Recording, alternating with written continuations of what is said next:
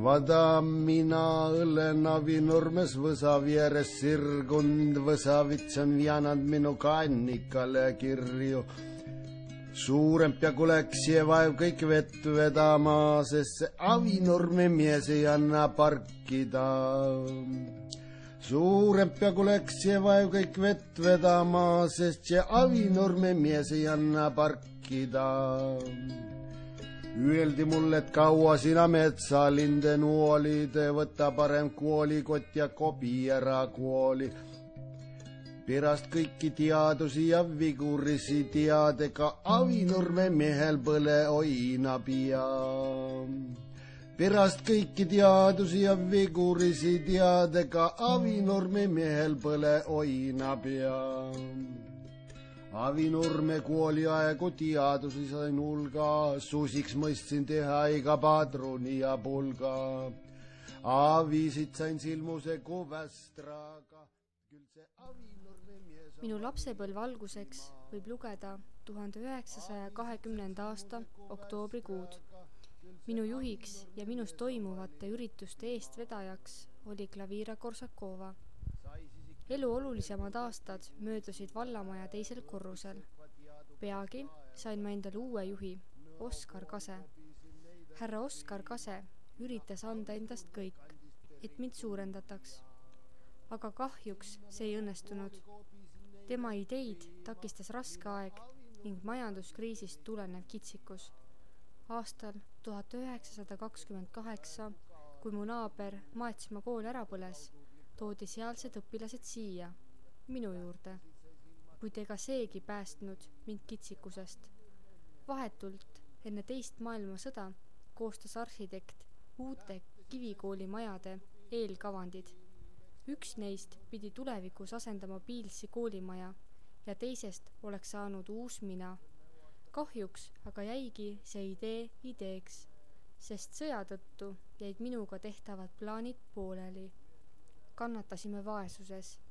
Suure petrooleumi puuduse tõttu jäi õpilastel palju tunde ära, sest neid ei saanud. Nüüd ellu astuja, see Avinurme mees tükis paprega. 1951. aastal sai minust 7-klassiline kool.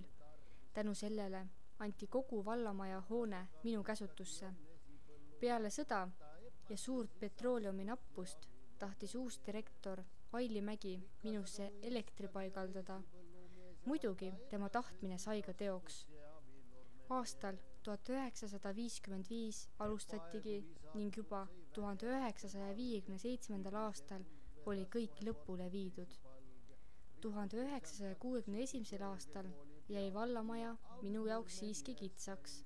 Õpilaste arv suurenes päris palju. Hakati otsima erinevaid lahendusi. Paljud tunnid toimusid siit, minust väga kaugel. 1 klassi õpilased õppisid isegi internaaditoas. Kool töötas 2 vahetuses. Ja kasvatasi karva, mõnest tuli pikka peale põlluerra lai, minust Avinurme meest kõhe hipi sai. Direktor Paul Koppel nägi minus olevat suurt kitsikust ning võitles külanõukogus minu suurendamise nimel.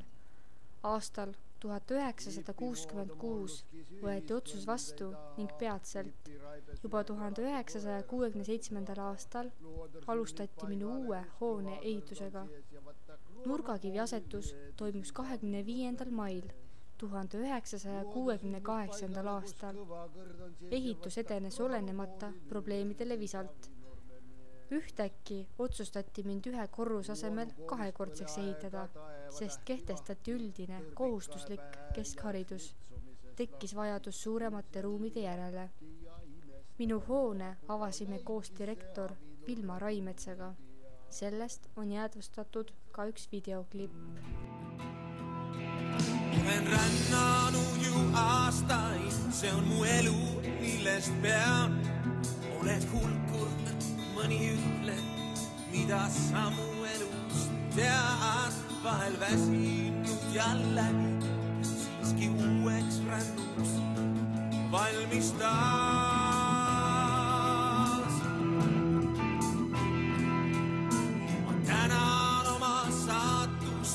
ta kinkind on mul teid. Kui ei oleks, kes mind kuulaks, ei siis rändaks mööda teid. Ega laulaks oma laule, oleks hoopis teine leid.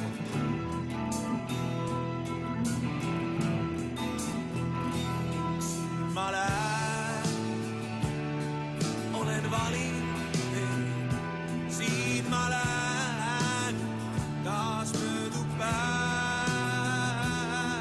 See on laul minu rännutest. Siin on laul, laulan teid.